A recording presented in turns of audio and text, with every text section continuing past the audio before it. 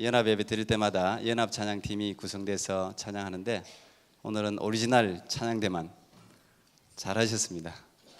우리 챔버팀도 아이들이 이렇게 자라서 이렇게 또 악기로 하나님께 영광 돌리는 걸 볼 때 하나님께 감사드립니다. 오늘 우리에게 주시는 하나님 말씀 사도행전 26장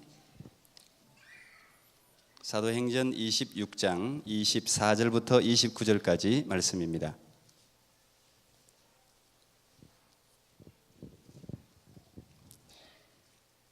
신약성경 234쪽 사도행전 26장 24절부터 29절.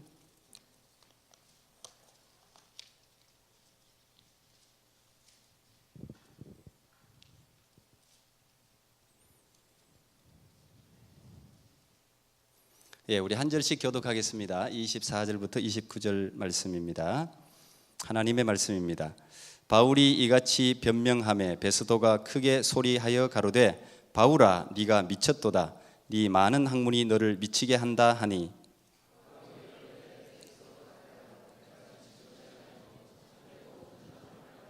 왕께서는 이 일을 아시기로 내가 왕께 담대히 말하노니 이 일에 하나라도 아시지 못함이 없는 줄 믿나이다. 이 일은 한편 구석에서 행한 것이 아니로소이다.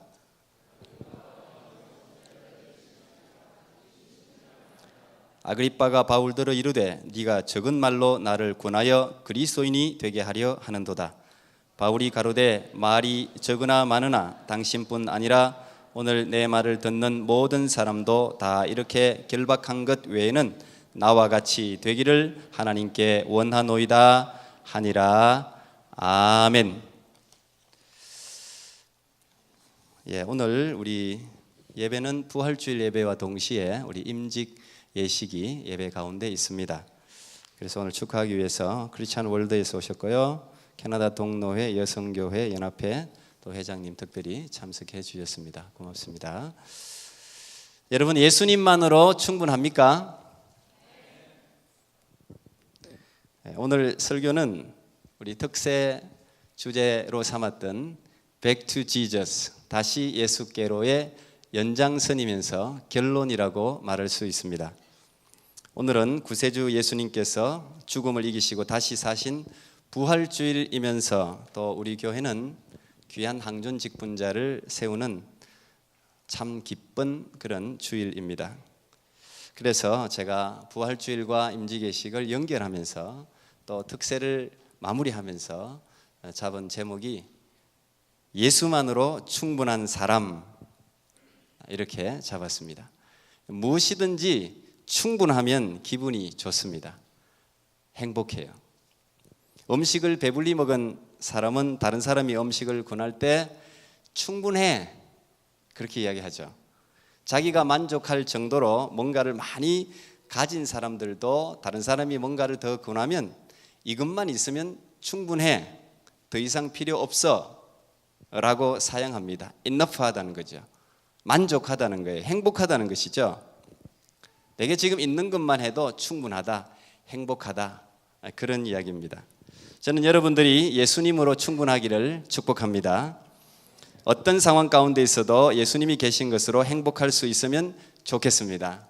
오늘 임직자들도 이 예수만으로 충분한 사람들이 되어서 평생을 그렇게 살아가기를 먼저 축복합니다. 아멘 소리가 자꾸 줄어들어요.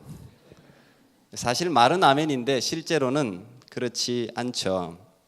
그래서 많은 사람들이 예수 외에 다른 걸 참 많이 찾습니다. 뭔가 부족하다는 이야기죠. 교회에서도 예수 외에 자꾸 뭔가 다른 걸 첨부해요.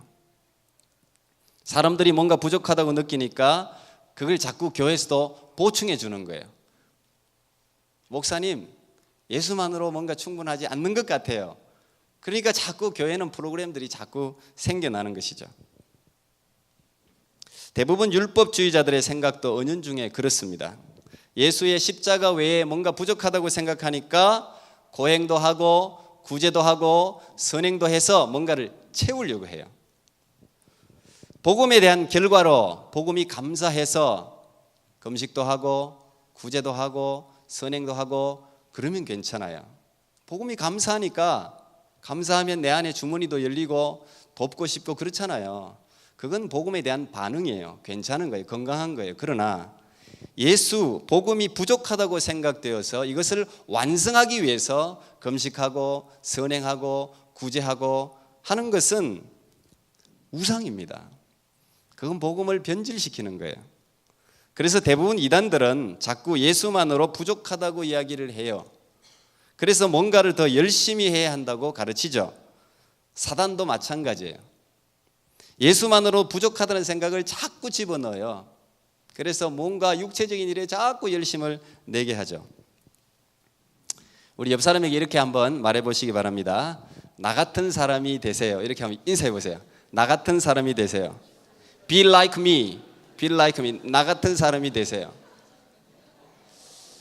예, 참 말하면서도 쑥스러울 겁니다. 혹시 옆에 아이들이 앉아 있으면 진짜 얘가 나 같은 사람 되면 되나 이런 생각이 들지도 모르겠어요. 뭔가 우리가 나 같은 사람이 되라 이렇게 당당하게 말하기에는 뭔가 좀 부족한 게 사실인 것 같아요.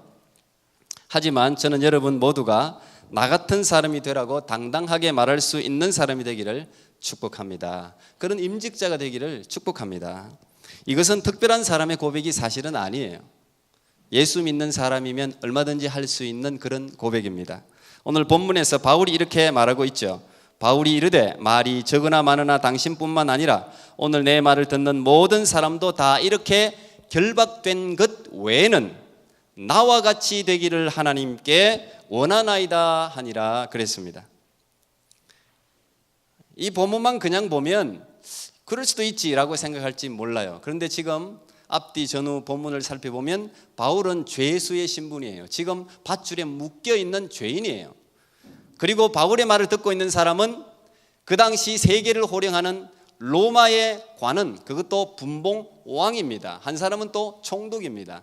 권력가입니다. 권세가입니다. 그런데 그 앞에서 바울이 이야기하기를 나와 같이 되기를 원한다라고 이야기하고 있는 거예요.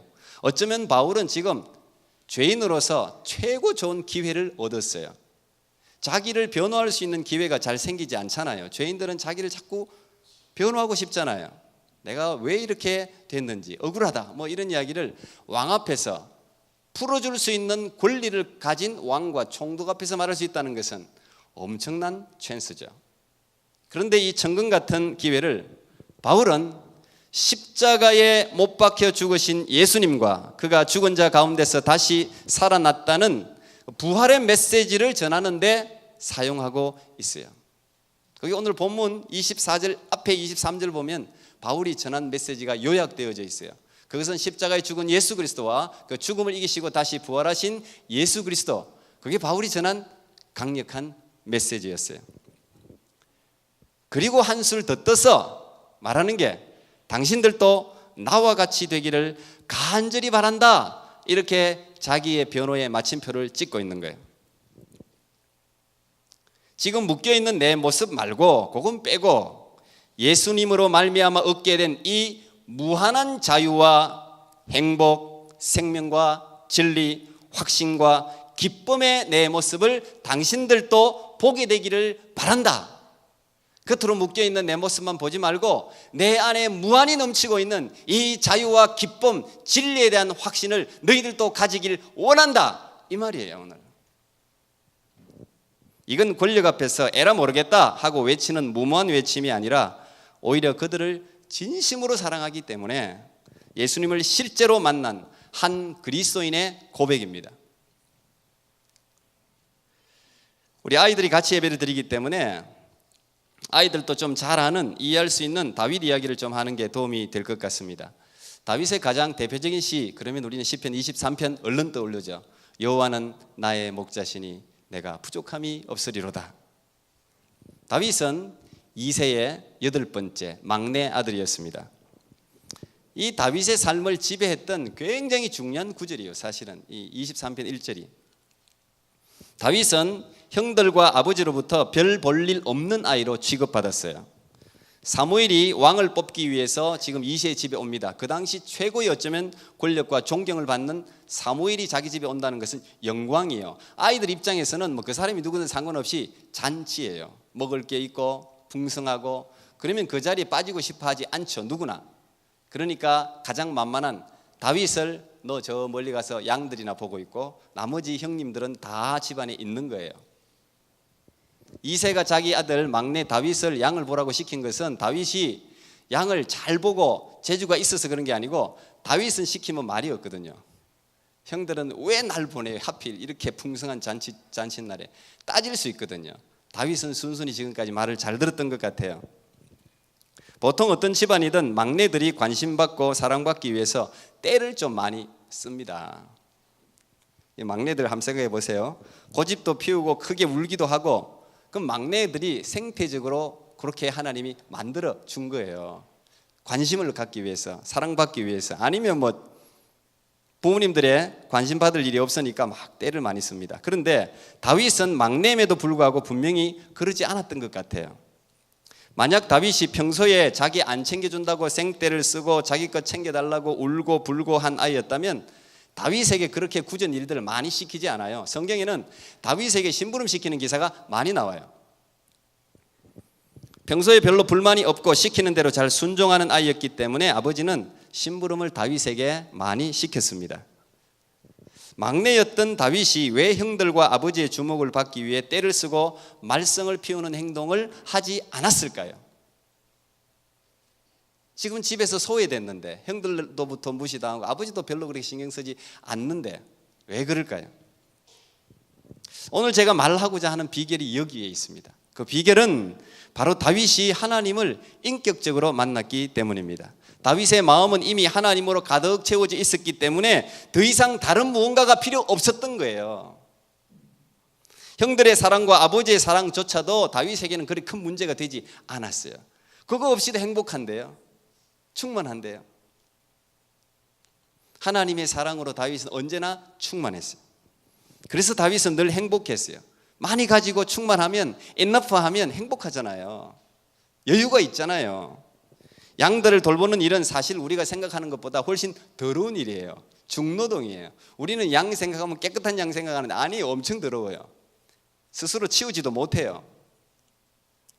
그리고 말도 정말 잘 듣는 것 같지만 진짜 지독하게 안 듣는 게 양이에요. 싸우기도 잘 싸워요. 이런 양에게 풀을 먹이고 물이 있는 곳을 찾아다니면서 돌본다는 것, 사실은 중노동입니다. 그래서 예수님 당시의 목자들, 양을 돌보는 이 목동들은 그 시대에서 가장 낮은 천민 계층이었습니다. 그 일 자체가 중노동이었기 때문에. 그런데 다윗은 그 힘들고 천한 일을 하는 것을 힘들어하지 않았습니다. 오히려 그 일을 즐겼습니다. 왜요? 마음에 무언가 가득 차 있었기 때문에. 마음이 가득 찬 사람은 보이는 상황에 의해서 영향받지 않습니다. 어떤 옷을 입든, 무슨 음식을 먹든, 어떤 차를 타든, 어느 학교에 다니든, 외모가 어떻게 생겼든, 집이 얼마나 크든 작든 그거 개의치 않아요. 내 마음에 이미 천국을 담고 있기 때문에, 뭔가 세상 사람들이 이해 못할 그 놀라운 보석을 담고 있기 때문에 외형적인 것에 신경을 크게 영향을 받지 않아요. 난 enough, 난 충분하다는 거예요. 다윗의 대부분의 시들이 바로 그런 힘든 목동 생활에서 나오지 않았습니까? 생각해 보세요. 시들이 나왔다는 것은 마음이 풍요롭다는 이야기예요. 짜증나고 불만이 가득한 사람에게 시가 나올 리가 없죠. 그것은 원망이 나오고 불만이 나오고 욕이 나오고 저주가 쏟아지지. 근데 다윗은 그렇지 않았어요.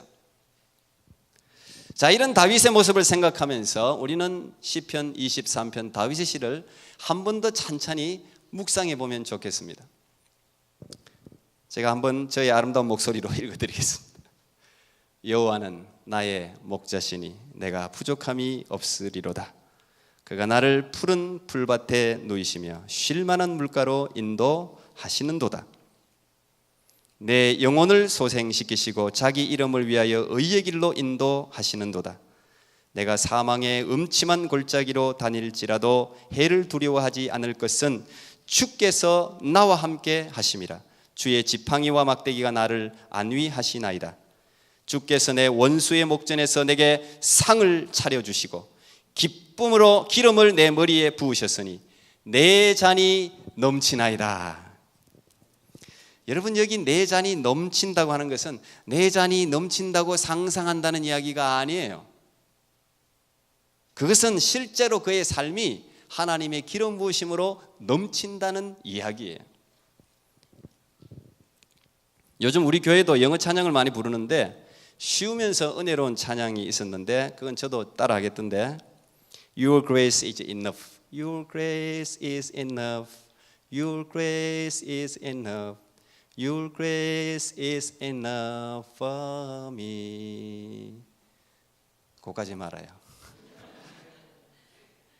다윗은 이 하나님의 은혜로 충만하다는 거예요.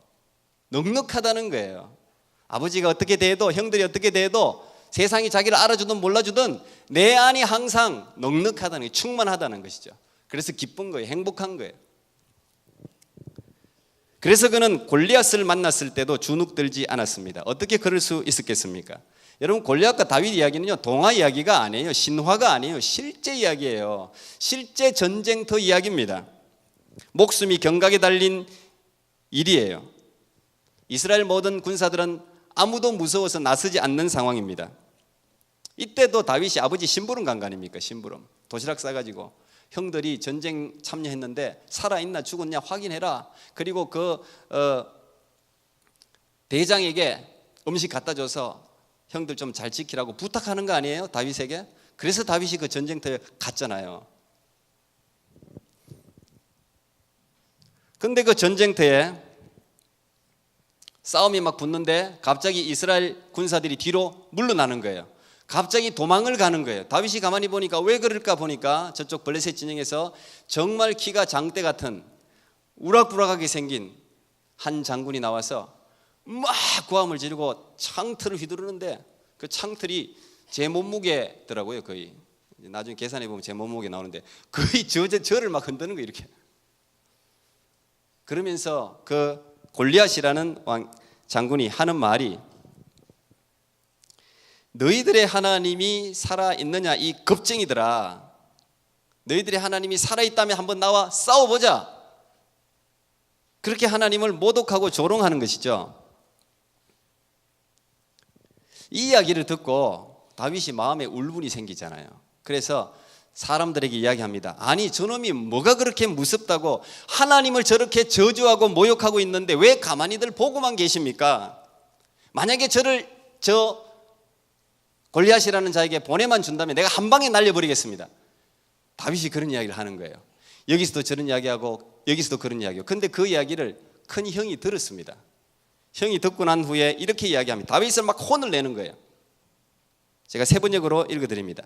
다윗의 맏형 엘리압은 다윗이 그렇게 말하는 것을 듣고 화가 나서, 도대체 너 여기서 무엇하고 있는 거니? 들에 있는 양은 누구에게 맡겼어?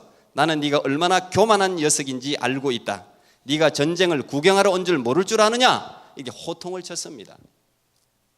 동생이 그런 이야기를 하면, 야, 네 마음이라도 기특하다. 그래, 우리가 그만큼 믿음이 못 됐어야 어떡하겠니?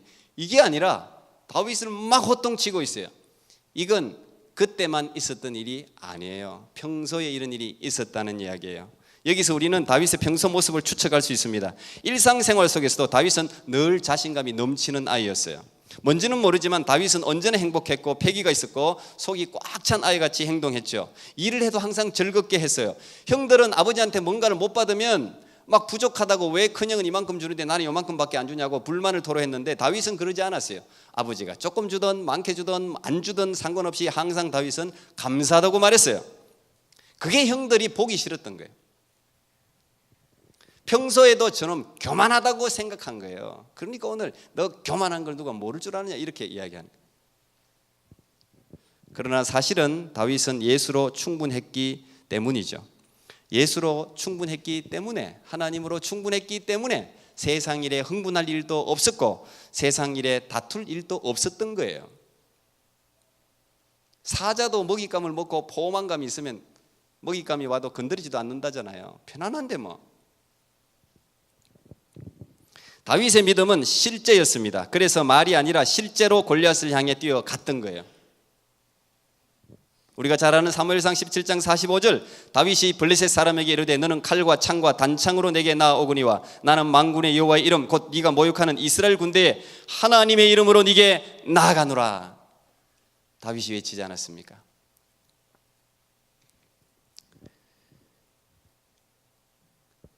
예수로, 하나님으로 가득 차 있는 사람은 때때로 건방지고 교만하게 보일 수 있어요. 자신감은 잘못 보이면 자만감으로 보이기 쉽거든요. 나는 그러나 좌절하고 주눅 들고 어깨가 처진 것보다는 차라리 자만감으로 보일지라도 자신감 넘치는 삶을 여러분이 살았으면 좋겠어요. 우리 아이들에게 늘 그런 이야기 하죠. 예수가 가득 차 있으면 저절로 자신감이 삶에서 생겨나게 되어 있어요. 저는 오늘 임직 받으시는 모든 분들이 이런 예수 그리스도가 충만하여 삶의 자신감으로 충만한, 다른 사람에게 열정을 전해주는 그런 사람들이 되기를 축복합니다. 이런 충만함은 그렇게 되어야지 결심하는 것으로 되지 않아요. 이게 아주 어려운 것 같은데 또 알고 보면 쉬워요. 예수님을 알면 저절로 그렇게 돼요. 예수님을 만나면, 예수님을 주인으로 10년 가운데 모셔드리면, 예수로 차면 저절로 나오는 거예요. 내가 이렇게 해야 되겠다고 나오는 게 아니에요. 다윗이 그냥 마음을 독하게 먹고 그래 오늘 한번 잘 싸워서 이기기만 하면 사울이 사위 삼는다 그래서 그런 허영심과 모험심으로 나선 게 아니에요. 다윗은 실제로 골리앗을 이미 마음속에서 제압한 거죠. 하나님을 믿는 백성으로 하나님을 모욕하는 저 사람을 내가 넘어뜨린다는 것은 실제였어요. 실제. 그 실제가 사람들에게 나타난 것뿐이에요. 죽인 것은. 믿음의 사람들은 다 그렇습니다. 마음속에서 먼저 일어나는 거예요. 그리고 나머지는 현장 가운데 나타나는 것에 불과해요. 그래서 이 마음에서 승리하는 것이 무엇보다 중요해요. 예수 그리스도로 차야, 가득해야 우리가 승리할 수가 있는 것이죠. 예수님이 누구신지를 알게 되면, 체험하게 되면 예수 외에 다른 것에는 눈이 가지 않습니다. 예수로 충만하면 예수가 밥 먹여준대, 예수가 대신 일해줘? 이거 우리 자주 듣는 질문이에요. 교회 다니는 걸 반대하는 남편들이 주로 하는 이야기죠. 예수 믿는 아내나 자녀들에게 주로 던지는 질문이에요. 물론 가정의 생계를 짊어지고 사는 이 시대 아버지들의 아주 무거운 자화상의 말일 수도 있어요. 힘들게 나는 일하는데 예수님이 뭐 밥 먹여줘? 실제로 돈을 줘? 요즘 인기 있는 선한 목자교회 유기성 목사님이 페이스북에 이와 비슷한 내용의 글을 올렸던데 제가 그걸 그대로 한번 읽어드리면 이렇습니다. 어제 누군가 은퇴 이후에 정말 예수님만 바라보고 살 수 있겠느냐고 물으신 분이 계셨습니다. 노후 준비를 너무 안일하게 생각하는 것은 아닌지 우려하시는 말씀이었습니다. 저도 노후를 위하여 준비하고 사는 것은 필요하다고 생각합니다. 노후를 대비하여 준비하는 것은 믿음이 없는 것이라고 생각하지 않습니다. 제가 걱정하는 것은 주 예수님보다 노후 자금을 믿고 살다가 죽게 되는 것입니다. 많은 사람이 예수님만 믿고 사는 용기를 갖지 못합니다. 그러나 예수님께서 사후 대책이라는 데는 모두 동의합니다. 그러나 예수님께서 노후 대책이라는 데는 선뜻 아멘하지 않습니다. 주 예수님을 바라보고 살면 정말 노후에 여유로운 생활을 할 수 있는 것일까? 저는 아니라고 생각합니다. 주님은 일용할 양식을 구하라 하셨지만 결코 편안하고 여유로운 삶을 약속하지는 않으셨기 때문입니다. 예수님께서는 오히려 자기를 부인하고 자기 십자가를 지고 예수님을 따르라고 말씀하셨습니다. 그렇습니다. 예수님을 따라 살려면 멸시, 전대, 무시, 업신여긴, 손해, 박해 등을 받을 각오를 해야 합니다. 저는 24시간 주 예수님을 바라보는 것이 완벽한 노후 준비라고 생각합니다. 그것은 주님이 저를 풍요롭게 살도록 해 주실 것을 기대해서가 아니라 어떤 형편에서도 행복하게 살 수 있게 해 주실 것을 믿기 때문입니다. 토니 캄펄로는 모든 인간은 죽을 때 이루지 못한 업적 때문에 후회하면서 죽지 않는다. 바르게 살지 못한 것을 후회하면서 죽는다라고 말했습니다.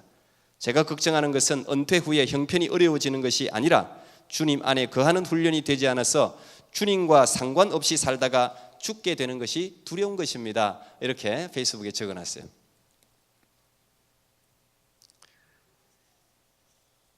여러분, 우리 주님은 결코 우리를 굶기지 않으세요.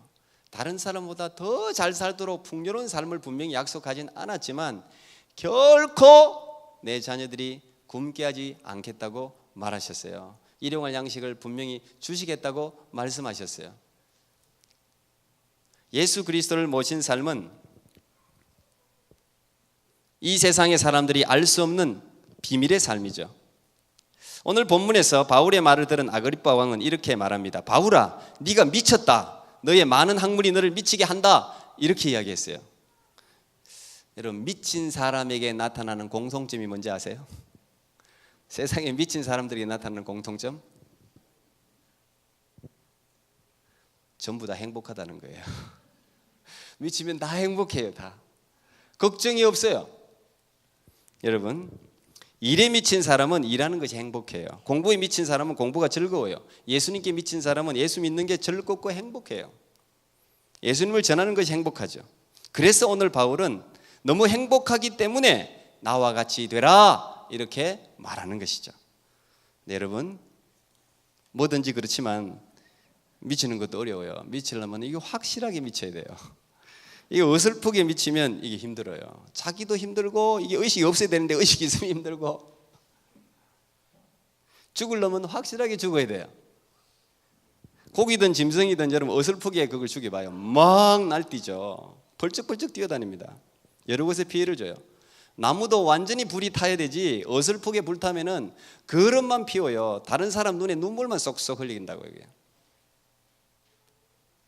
예수를 믿으려면 완전하게 믿으세요. 한 발만 걸치지 말고 완전히 들어오세요. 완전히 들어와요. 이거 들어오면 제가 잘못되는 거 아니야. 잘못되는 거 아니에요. 얼마나 많은 구름 같은 선인들, 선배들 이미 증명이 다 된 일이에요. 역사적으로. 왜 그렇게 많이 의심하는, 왜 이렇게 썰피 한 발 왔다가 갈까 말까 들어갈까 말까 그럴 필요 없어요. 시간이 없어요. 시간이. 완전히 들어와도 예수 그리스도를 알아가는 데는 시간이 부족해요. 시간이 부족해요.